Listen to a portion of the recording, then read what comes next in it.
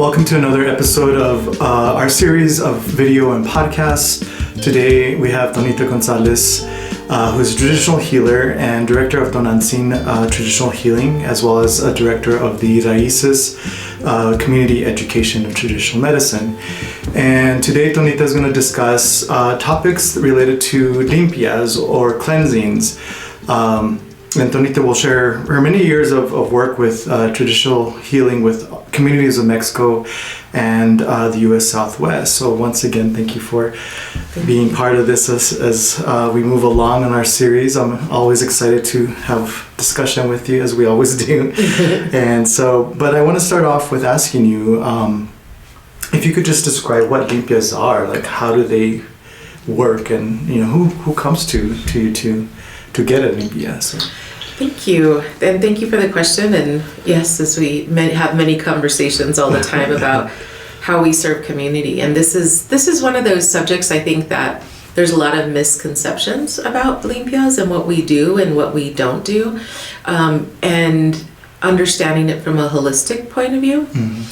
And I think one of the best ways for me to explain it, and part of the reason why I think this is an important conversation is that I think that there's been a lot of appropriation of the word limpia and taken out of context, to where a sense that rather than support the indigenous science and understanding of the body, it's become where it's almost like a charlatan, where you do like fortune telling, where this is really about understanding the holistic body as a whole. This isn't about giving divinations and telling people what to do with their lives. This is about how do people come to you when they feel really, as we'll say, or in a new age way, they say scattered or ungrounded, right? So that's like a different way. And so one way that our grandmothers and elders and people that lived in your home would help you try and balance your energy would be to give a limpia and to give an energy cleanse. And sometimes will say it's almost like doing a prayer, right? Because, and you grew up here in New Mexico, but when we would ever leave our grandparents' house, we would kneel in front of them and then they would bless us so that we would be in a good way, right? Very traditional. Yeah, and then, so some of those traditions, like we've lost or lacked of the understanding, because in many ways, that little bendición was like, or they would hold you on your head, like be good in how you go. And I think a lot of those happen after, because when you sat there with your grandparents or your elders or in community, the stories and the inspiration and even their voice gave that cariño, right? That you knew that you were okay. So like, it's that how we all feel when we go home, and in some cultures they'll say we want mashed potatoes. For us it was like that caldito and beans, and it was like that medicine for your soul. So some of the tools that we use to do limpias, one of the best ways that I like to explain it is, I like to explain to somebody, this is a religious symbol of the Virgen de Guadalupe that was very common in our Latino communities, also known as Tonantzin. But I like this image because what it does is, I like to explain to people, is these rays that are around the Virgen, we all have them. That is our aura. And for me, that's like the protection of Creator, the Holy around us, that protects us all the time. It's something that never leaves us. But what happens, and why do we do limpias if I say this is true? Well, we do limpias because what normally happens in that image is that if we have a strong emotion, whether the emotion's projected at us or the emotion that comes from within us, this aura becomes fragmented. Not necessarily because somebody did something, because we like to say se hecho mal, right? And yeah, people might have bad thoughts towards us, like, oh, I can't stand her, or I don't believe her, or I don't agree with her. But the moment, and to be truthful, sometimes people wish harm upon other people. That's the truth, right? Like if they would just get out of my lip, right? Yeah. Those are like human emotions. But what happens is, if I understand that ray, but the moment that I feel somebody's anger towards me, or that envidia, or that coraje, that anger, then all of a sudden that aura becomes fractured. I'm no longer able to sustain, and it comes from both their emotions and my emotions, right? So when we do limpias, I always think it's important to tell people, like, for example, if I'm in a domestic violence situation and somebody is harming me, whether verbally, financially, emotionally, however those come, I will continue to feel harm, and that aura will continue to feel fractured. Mm-hmm. Now, it's not about changing that person, it's about changing me.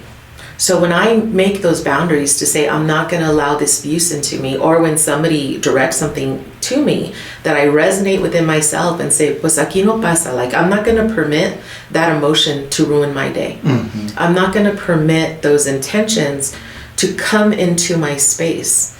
Then I'm able to take that empowerment. So when somebody comes from a limpia, there's the root of it is really that there's an emotion, whether caused from somebody else or the way that I reacted to their emotion or my own emotion. Mm-hmm. If I'm taking a test, for example, or I'm getting medical results, or I'm going to get married, all of a sudden these emotions are so overwhelming that that aura becomes like fractured. So it doesn't mean that we're not protected. It just means, how can I cleanse that space mm-hmm. so that I could feel better?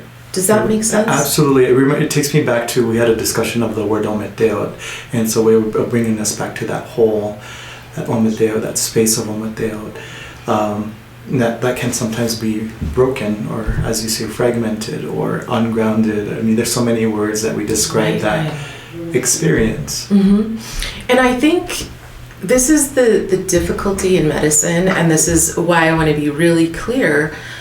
Whether it's whatever type of medicine and healing that we do, if we take it to another extreme, and I can feel, or we all do that. You could go into a classroom and you feel somebody's like really got a negative attitude. Mm-hmm. And we see this with children, right? When you're like, oh, go talk to this person, and they're just like, mm-hmm. like they know their energy's off. Right? We automatically are born with that intuition, but we kind of teach, especially our kids, not to trust that. You should talk to them, right? Because they're an elder or because that's your teacher. But when you feel energetically that that's not where you need to be, we need to trust that groundingness in us. Right. Now, where I see that we've had problems, like in community and with other people, is that they'll say, I can do this cleanse on you, which we know all of our grandmothers and elders did on us. All traditions have a way of doing this. But what will happen is somebody will say, oh, I can give you a cleanse and I'm going to make you feel better because somebody did this to you or someone in your past did this. Mm-hmm. And they'll charge you a ridiculous amount of money. And this has never been about what limpias are for. It's not about making money. It's a sacred process of prayer and how you cleanse somebody. And when we start corrupting the medicine by saying, oh, pay me to do this and then that's not authentic. Mm-hmm, mm-hmm. Then you're harming people by telling them what to do in their life. I mean, because I've seen it and I've heard it. You know, somebody in Peru has a curse on you, pay me $3,000, to take that away. And what you're doing is you're taking away from the power from the individual to say, what we had talked about before, the obsidian mirror, I'm responsible for my own health and healing. Mm-hmm. You're like crippling somebody by saying, this is out of your control. And that can happen both in traditional medicine and allopathic medicine. Mm-hmm. Meaning, right, if somebody says, oh, you have this disease and you can't change it. Right? You're stuck with it. You have to pay me to do this. It can work in both extremes. And none of those are about empowering the individual to take control of their own health, mind, body, and spirit. Mm-hmm. What I love about Limpias in particular is that, in my experience, it does bring that sense of calm and grounding and so on and so forth. But it's always when we're at that point of fragmentation, or even if we want to call it weakness, we have someone that we trust. We have to be able to trust that someone to help us in that process. You are absolutely correct. I think if I look at this is a popochcomi or a salmerio, as we call you carry this fire as well. And this is one way, a Mesoamerican way of smudging. In New Mexico, they would use a lot more a shell or a wrapped sage. There's many different ways of smudging in a plethora of different cultures. But it was interesting because when we take the authority away from people to do their own healing, or their own grandmothers or their elders, because this is a tool that we do use in ceremony, but it's also a tool that every home in Mexico would have. And there was a study done out of the Museum of Anthropology in Mexico that upon birth, or upon their trecena, there really wasn't quinceañera, it was the trecena, part of the traditional Mesoamerica traditions, they would be given a salmerio. And then what you would do, and you figure this is 13, right, is that you're teaching yourself. Not only do we teach kids how to take care of themselves, what they smell, what they eat, what they digest, how to have a good peaceful life, but we teach them how to energetically take care of themselves. So yes, we have those sacred relationships with others, because that's the wisdom of saying, like when somebody goes to therapy, saying, I need somebody to help me process this, or things are too heavy, so can I go to somebody to help give me a limpia? But when somebody gives a limpia, the intention is to get that person to ground zero, but then for them to recognize, now comes the magic, them working with themselves. It's not Tonita waving a magic wand and saying your life's automatically going to approve, or that this person who's negative in your life is going to disappear. This really takes mind, body, and spirit work, like healing from within, so that you can set boundaries. Well, and that, I mean, with that as well, there's so many tools that come with doing a limpia. One is the salmerio, and there's so much symbolism in the different tools, and there's, it touches upon all our five senses, the smell, the touch, so on and so forth. And can you talk a little bit about what the tools you use, or what are commonly used? Yeah. And what they might symbolize? Absolutely. So I did bring a few of them here, and I want to talk about these tools because as much as we're talking about how common it is for people to take care of each other, there's also a sacred process of when these tools call you. Right? So there's something like these feathers, which we say are doctoring feathers, and how you can sweep the body or diagnose. But normally in our tradition, feathers are given. They're a gift.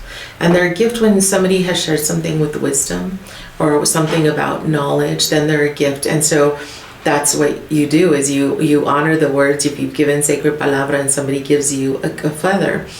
The other thing that we want to know is that if you found a feather in the wild, is that we have a respect for the animals. So you're going to make an offering to the earth. You're going to put some tobacco. You're going to put your hands on the earth. Everybody has a different way of acknowledging it. But if you've been gifted a sacred feather, they are sacred. They aren't something that we would kill an animal for their feathers. No, these are something that we feel that gifts from Creator gave us to be used in ceremony.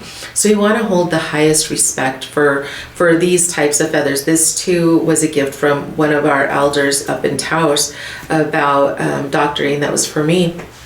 So we want to make sure. So when you sweep, feathers, especially bigger feathers, are a beautiful way, because if I was going to be doing a limpia, you actually can feel the energy, and you could feel that aura around the person. So the more that you're in tune and in harmony with your feathers, then you could feel where that vibration is broken.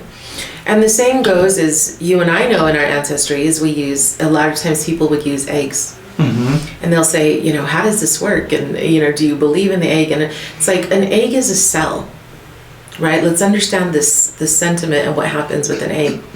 And I always tell people, do you believe that this works, or if they don't? And it's kind of funny. And one of the things, so that I always have to understand the science of it. If you had an egg and you shook it by your ear, just a raw egg, you'll just hear liquid. When you've cleansed somebody with it and you shake it, it feels like there's a marble in there. And what happens is, when there is a physical illness or an emotion, or like, even sometimes I've had where somebody has had like uric acid in the elbow. And if you're cleansing them with the egg, sometimes the egg would break, because it's actually pulling that energy that made that illness there. So it's a way of absorbing. Now, where some people get a little confused, and I think this is kind of where it becomes distasteful, is that people will get the egg. I think most of the greatest teachers that I've ever studied with were just, after you do that and you've cleansed this body, or if somebody has empacho and you're like rubbing the belly with it, like grandmothers usually do if they're cranky, or we'll say mal de ojo. They'll rub the baby with the egg, and then they'll throw the egg away. Now, what has happened sometimes, and why I say it's like the corruption of that understanding, is that sometimes they'll get a glass, and then they'll say, I break the glass, and you can see sometimes there's foam, there's different strings, and you'll say, oh, okay. Now, we know the egg has done its work. We can visually see that the egg has done its work. But where it's not our responsibility is to say, oh, somebody did this to you, or this means this. Like, we don't take it to another level. Let's just honor the science of the egg, of absorbing energy the way it was supposed to, and we don't have to go into the mystery of what the egg says. At the end of the day, the egg is doing its job, absorbing what does not pertain to the body. Well, two things come up for me. You know, there's the energy of the fire, of course, that's even within us, right? And it's even with wind, our breath. Right, and so in that way, I've had a hard time understanding what is energy. You know, what does that mean when, without it becoming too, again, the word new agey, right? That it's this magical thing, but it's the energy that we carry and share with the natural elements. Yeah, I think it is that. I think you're absolutely correct. It's not about a new age terminology. I think energy stems from our emotions and our well-being. So emotions, and that can affect our energy, where we feel unbalanced, or we feel that things are not okay, or we're afraid, or we're worried. But even if we're happy, right?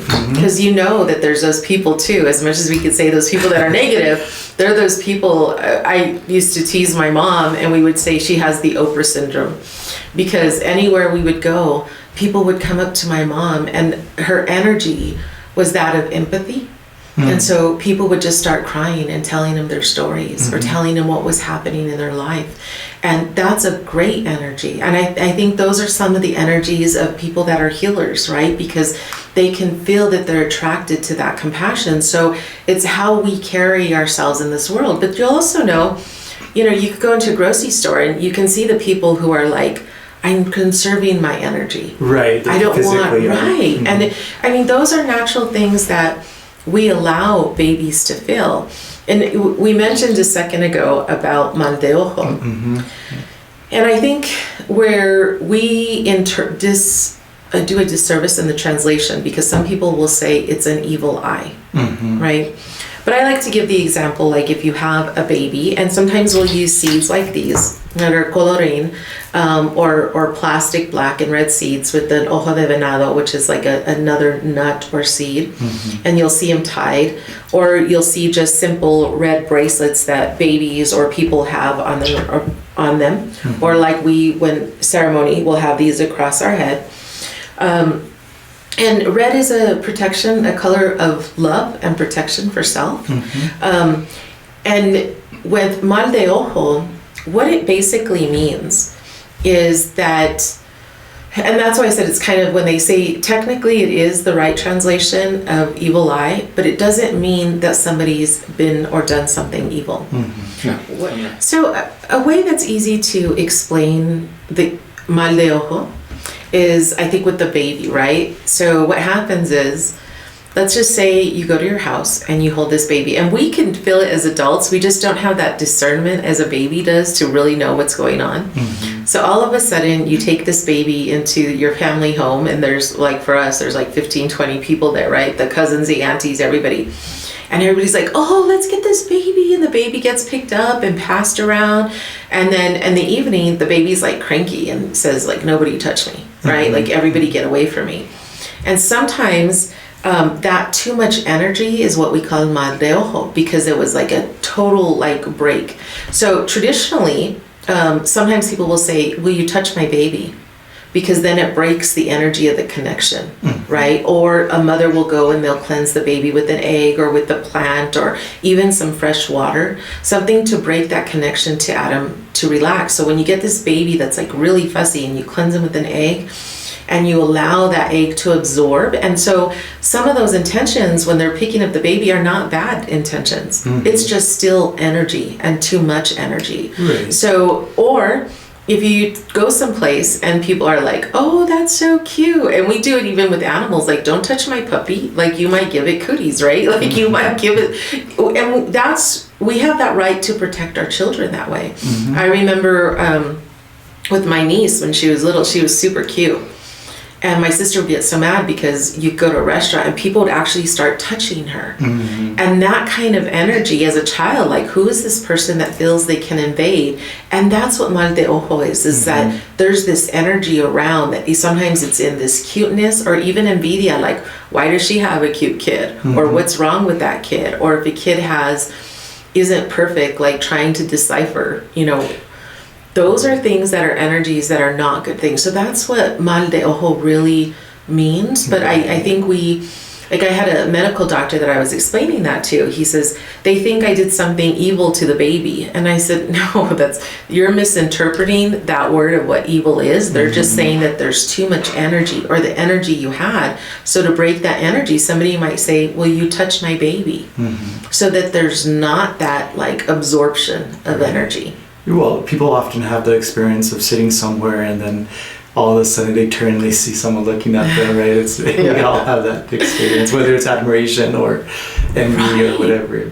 Or sometimes, like, that's when you trip, right? That's when you fall because that their energy or something is so strong. And so how do you break that? And so sometimes we have to learn those tools to say, what do I need to do to take a break or to break that energy? Right. So like if you felt somebody staring, you teach somebody to say, oh, can I help you with something? Or do you know what I mean? Right. So that it's not like an invasion, right? Boundary breaking.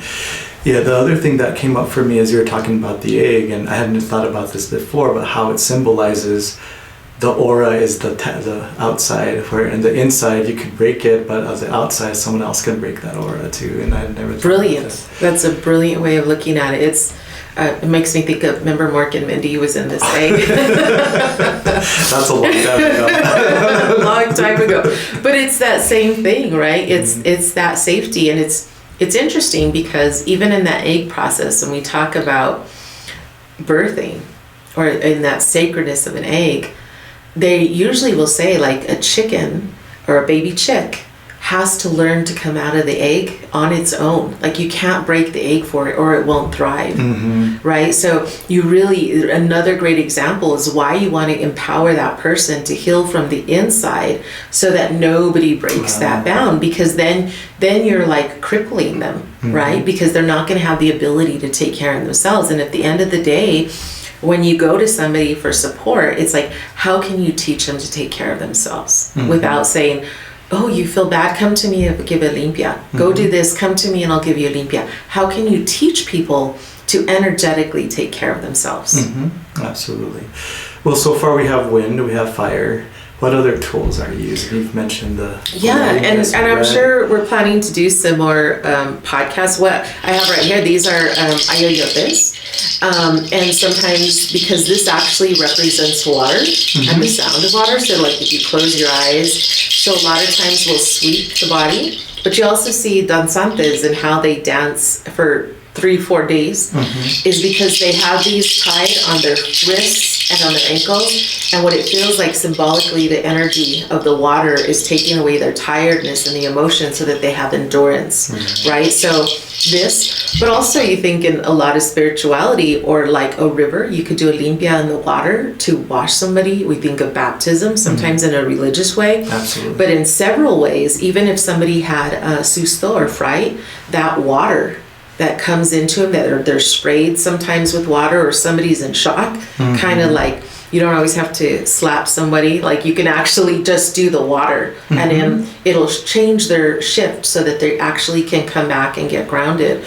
We also, as you know, the caracol or the conch, in Mesoamerica, we say in Indian Ayurvedic, we call them chakras. In Mesoamerica, we say cuecuellos. They're the same color, same emotion, same energetic centers. So sometimes we'll use this to clean those energy centers as well.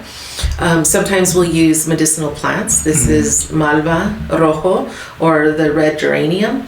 Traditionally, we use the red as part of this. There's 7 traditional herbs that we use in cleansings, and one of them is the geranium. So there's several different ways and lots of tools, lots of culture. We, whether it be with different seeds, whether it be with the earth, Even some of the best times to do a limpia is right at 12 noon, because that's when the sun is at its peak, and those sun rays can actually cleanse all of that doesn't pertain to you. So there's so many different things. A lot of times we say geoterapia, the earth therapies. Even on the beach, you could bury somebody in the sand and let the sand absorb that. We do that here. We do it in the Temazcal, right? You'll do a full mask of cacao or corn or mud. Those are all great ways. And it's kind of funny because if we look at mud, not only does it absorb energy, but like if you had indigestion or you had a fever or diarrhea, a lot of times we'll take that same mud, that same clay, just water and dirt, and put it, and it'll actually pull the fever out of the body. So it's both on a physical and a spiritual and a mental level to say, what can we do? A lot of times with medicinal plants or plants that we use in cleansings, we'll tell people, okay, I'm going to cleanse you with these plants, and now go to the water and let them go, or bury them, or, you know, how do you release that so that you know this is part of a sacred ritual reminding us that I let this problem go. I've mostly seen the limpias that are sweep, where you sweep, but there's different kinds of limpias. Yeah, there are different ways, and there's also different ways of holding that energy. And I think part of it, and that's why I was saying, like, you have to have a relationship with these tools, because like in smoke, for example, you'll see different people using smoke, but traditionally, I think what resonates in me and what I've seen most people do is you start from the foot up, right? Because what happens is you're asking the smoke to cleanse this body and take from the bottom up anything that doesn't pertain to it. So those are a way that we use smoke. And it's funny because we could talk about all kinds of different religious practices and spiritual practices where they use smoke in that same way. But that's just the flexibility in that tool and how we use it. But I think the root of your question is that I think we have all of those elements, whether it be wind and our breath, you know, when we soplar, when we blow the smoke, or our words, or the fire or water, right? These are all elements of the earth that help us balance, that you don't have to pay for them. They're free, right? They all come with the earth in ways that we can heal ourselves. You mentioned particular plants that are spiritually energetic. What if they're not available? Yeah, well, sometimes you can use them dry. We make, especially living in New Mexico, we don't always have fresh plants. So sometimes we make a limpia spray where you could get those same, traditionally, some of them are like rosemary, rue, laurel, the malva, Santa Maria, which is feverfew. So there's quite a sage, the basil. These are all plants that we know are usually hot, but they also absorb energy. So these traditionally around the world are some of the same plants that are used. And what they'll do is like you'll sweep the body. Or like I'll tell somebody if their house is really in dysfunction, that they could boil it on the stove. They could let that aroma like cleanse them house. If the house needs a cleansing and you just feel like your whole family's in a funk, boil the rosemary and mop your house, right? With that same rosemary water. So there's a lot of things, even something as simple as opening all your windows and letting the air come through and take away that stagnant energy from your home. Yeah. Well, you mentioned, different cultures. So limpias actually exist in different cultures and different religions. Absolutely. I think limpias, to classify it, is like a ritual, right? And so it's a ritual of how other people use their traditions. What are the plants that grow around them? How do they use those elements to heal? It's kind of like we all know every single culture, every single human being at some point used traditional plants, medicinal plants to heal. So how that resonates in their body, regardless of what type of human we are, it all works the same in our body. So those are things that we just have to be aware of. And I think respect. We've had the pleasure of meeting healers from all over the world. And you probably remember in the Temazcal once that we were talking about plants, and one of the healers that was from Uganda was explaining the exact same use, and a plant to them was much more sacred than we had. We actually make it into quelites, but for him, they would make it into activated charcoal and sweep the body and use it for a cleansing. So what I always like to say is like this has been my experience, right? But be open to understand, and most of all respect other people's practices and their traditions and how they use their tools. Right. You've mentioned before hyssop has been religiously used. Yeah, similarly. it is. It's one of my favorite. We call it toronjil in Spanish, and there's usually 3 different colors. But in Christianity, actually, they talk a lot about, even in the Bible, about medicinal plants. And when they gave Jesus water when he was on the cross, it was on a hyssop branch that they gave it to him so that he could take the water from the hyssop. So we do use them. It's multicultural, multi-spiritual, and multi-generational. And that's probably one of my favorite scents, is that the way that it cleans and detoxifies the body. And interestingly enough, that one plant, when we drink it, the way that it works in our body is it actually helps the spleen, so it helps you against worry. Isn't that interesting? It just like all connects together. Yeah, it's so hard to have these dialogues about the medicine, because in allopathic medicine, everything's so separate: the mind, body, spirit, social and emotional things, right? And so all these come together with these symbols and ideas. You're absolutely correct. And this is, I think, when in RAISES, that why we're so passionate about sharing this is because when somebody goes for healing, how do you respect and honor their traditions? Because as human beings, it is mind, body, spirit. And there was a good time there that even religion or allopathic medicine, Western medicine, was saying like, no, you treat the body. But we can't without the mind, body, and spirit. So part of educating people is for them to understand this is our indigenous science, this is our indigenous culture, this is our belief system, and it has to work together. That's the optimum omateo to find healing. Well, if someone wanted to start the practice of doing limpias, where would someone start? How can someone start? Or who can and cannot do limpias? I think everybody has a responsibility to take care of themselves. I would start even getting some essential oils, like go and smell the different essential oils, find which one feels better within your body. You can actually put it into a spray water bottle. So whenever you feel stressed, that you can smell that and start working with that. But another good way to start, I think, for everybody is with a candle.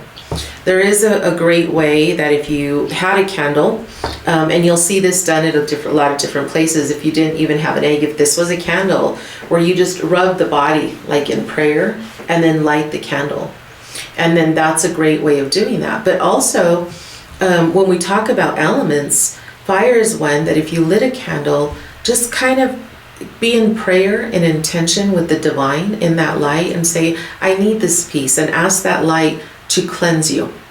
Like to come into a contemplative, meditative state with that candle. So it's something that you can do, that whenever you're stressed, you build up that old ritual to say, I'm asking for this wisdom and this guidance and this cleanse from this light to my body. Because often we recognize that the holy, in whatever tradition you practice, comes through that light so that we could find balance. So everybody has to find their own way of what works for them, but be open to try new traditions, or talk to your grandparents, talk to your elders, go into the river, spray water on your face. Maestra Doris taught me from Mexico, a great way to do that was to, when you had a hard day, she would say, it's very simple. She says, you get sugar, an essential oil that's relaxing, maybe it's lavender or the citrus. Put some oil, whether it be olive oil or grapeseed oil, and then when you're in the shower, before you shower, get that sugar soaked in oil and scrub your body. And the reason it's sugar is that you want to remind your body of the sweetness of life, not the stressful days or when you've had a hard day or if it was grief. It's like, let's replenish ourselves with the sweetness of life. And that's a very simple ritual that we can all do with ourselves. It's a self limpia in both water and the sweetness of the sugar. Yeah.